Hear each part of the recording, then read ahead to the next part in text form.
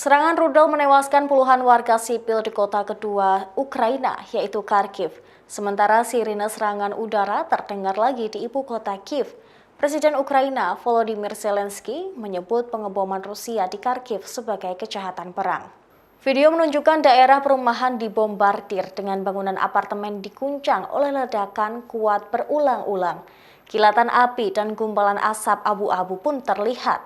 Mengutip The Washington Post pada Senin 28 Februari, para pejabat Ukraina mengatakan sedikitnya 11 orang tewas dan lebih banyak lagi terluka di kota timur Kharkiv pada Senin pagi setelah Rusia meluncurkan serangan roket.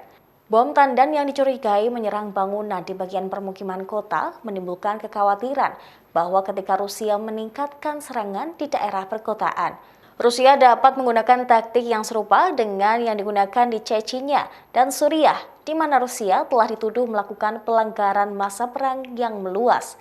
Pengeboman itu terjadi saat delegasi Rusia dan Ukraina mengadakan pembicaraan pada hari Senin untuk pertama kalinya. Mereka bertemu di perbatasan Ukraina dengan Belarus, sekutu penting Rusia. Olesy Nehupov, Kepala Administrasi Negara Daerah Kharkiv, mengatakan hari Senin bahwa puluhan orang sekarat dan setidaknya 11 orang dipastikan tewas. Saat penembakan dimulai, banyak penduduk Kharkiv mengantri di toko kelontong dan toko lain untuk mengisi kembali persediaan setelah ditutup selama beberapa hari. Setelah kejadian itu, gambar-gambar yang beredar secara online tentang bangunan dan jalan yang rusak berlumuran darah dan baru-baru membuang bahan makanan. Satu video menunjukkan pabrik pakaian anak-anak yang masih membara hancur total. Penduduk Kharkiv bernama Alexis Zavrahny, 32 tahun, mengatakan sebuah roket jatuh di taman bermain sekitar 700 meter dari apartemennya. Sedangkan yang kedua jatuh di sisi berlawanan dari taman bermain, merusak area tempat Zavrahny mengatakan dia membawa putrinya yang berusia 9 bulan untuk bermain.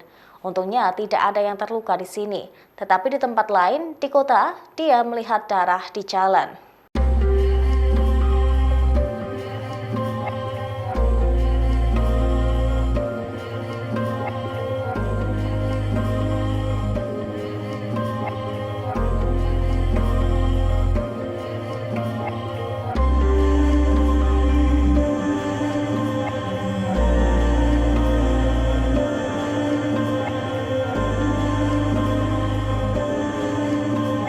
Terima kasih sudah nonton.